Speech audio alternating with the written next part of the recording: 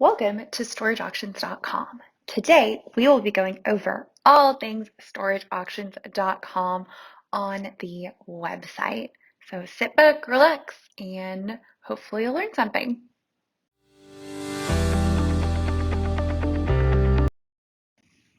First, we will be going over the Dashboard tab and all of the tabs at the top.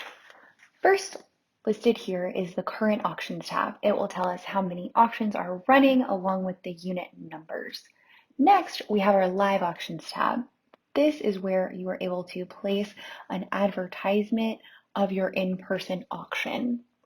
Next, we can check out locations. This is how many locations are linked to the account. And finally, the Auction Drafts tab. This will tell us how many units are in draft status, which means they're not yet live on the site and they can continue to be edited.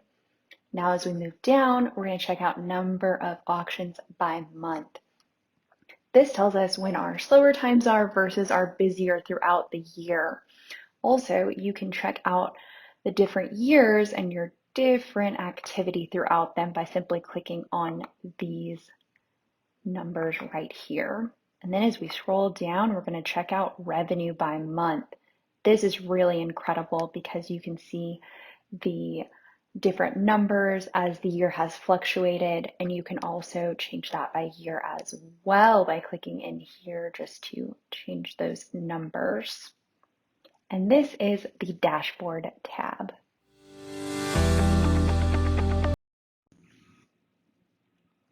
Now we are in the Locations tab. This is where all of your locations are listed. You can also add a new location here by clicking Add New Location. If you'd like to do so, you just need to fill out all of these boxes right here, scroll down to the very bottom after filling out, and click Submit. We also give you guys the option to relist canceled unit. So find the location you need to, click More Actions, and then View Edit, and it will take you into the location's information. Here, you will have some options. So we're going to click Canceled Unit, and this is all right here. So we're going to select this unit to relist it. We will click Relist Unit. From here, we will simply update the end time to our new auction date, go all the way down, add in that information, and simply click Save and Launch once we are done. We also allow you guys to relist unsold units. So we're going to go back over here, still in the Locations tab under our Unsold Units tab. And how we do this, we simply click the box right next to the date and click Relist Units. And from here, we would adjust the end time and then scroll down, and once updated, just click Save and Launch.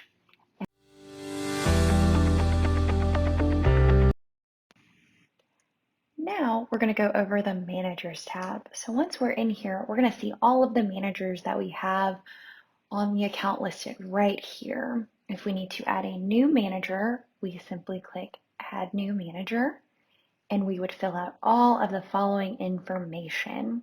Then we would give them access rights. So you can give them as many or as little as you would like.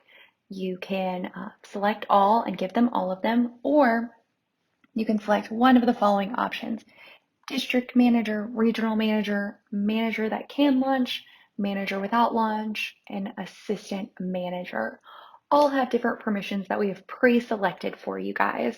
Once selected, you can click one of these boxes to just give them different options.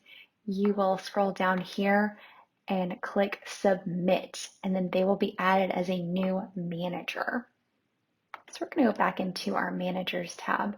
Once the manager has been added, you then want to link them to a location. So we're going to click More Actions and View Edit under Daniel. And we're going to click Location, and we'll select Link Location. And here we'll add him to an existing one by clicking this button, and then our options come down. We will link him to this location and then click Submit. Once done, they will then have access to that location.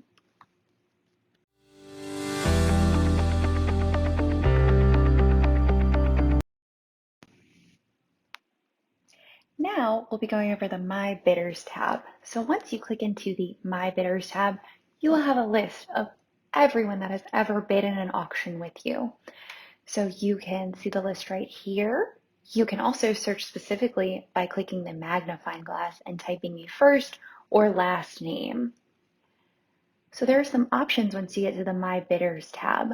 Let's say you need to send a message to a bidder. You find their name over here, click More Actions, and then you can send them a message directly. We also allow you guys to block a user. So if you need to block a user for some reason, you can click Block User, and they will be blocked from all of your locations linked to your account. Now we are in the Message Center. You can get here by clicking the Message Center button or the little envelope right here. And this is where you will see all of your buyer's invoices located right here. You will also see any correspondence between you and a bidder. If you need to compose a message to send to a bidder, you can go to My Bidders, or you can click Compose and find their name. And this is the Message Center. Into the Invoices tab. The Invoices tab is where you can find your cancellation invoices. If you have to cancel a unit at any time during an auction, you will find all of these invoices right here. To find older ones, you would simply click this magnifying glass, select the status, and you can select the paid to see past due ones that have been paid or pending that have not yet been paid. You can do all of that in the Invoices tab. Now, how do you pay for the Invoices tab? You would go to the Billing section. This is where you can add a new credit card directly here and pay your invoices automatically, or you're able to connect to a bank account to pay your cancellations directly. They are always billed at the first of the next month after the auction. So if the auction takes place during July, you will be billed for those cancellations on August 1st.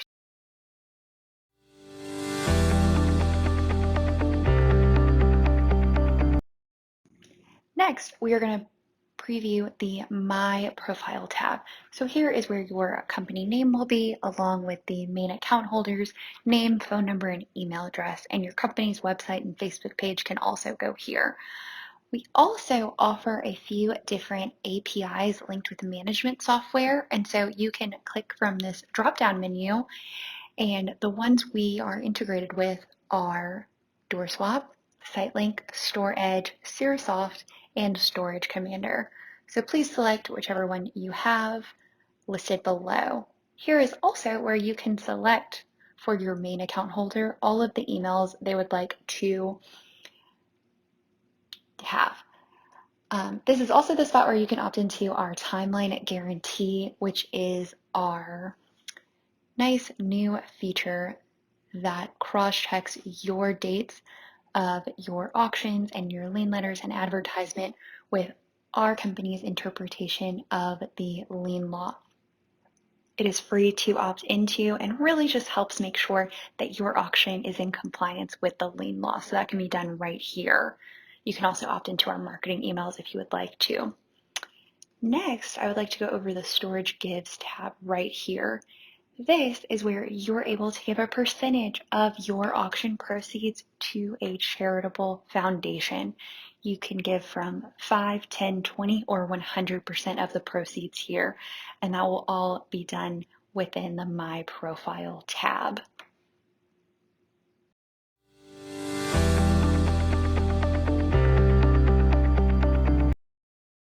Now we're going to review the Legal Notices tab. So that can be put in one of two spots. First, it can be put in directly under the Legal Notices tab right here, and then clicking Add Legal Notice. Here, you'll put the notice title so that you are having the storage auction at your facility with your state included right here.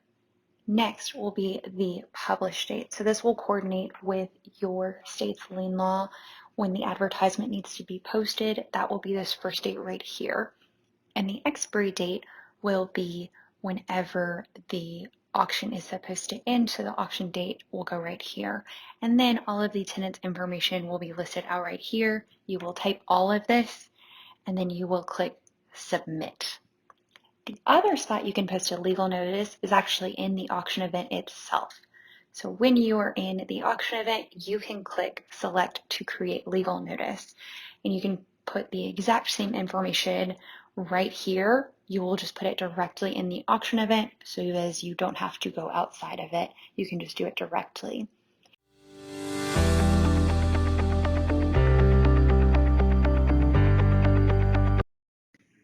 Now for the reports tab. This is located toward the bottom of the list, and you can simply click here. And we offer several different reports: total revenue, recovery revenue, an events report, a units report, and a live auctions report.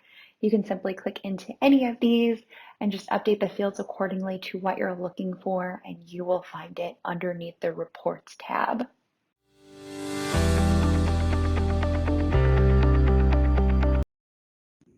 Next, we will show you the release notes tab. If you click in here, you will see the most up-to-date information on new releases our team is making for StorageAuctions.com. It'll give the date and the notes, and you can further get new information about our website right here under the release notes tab.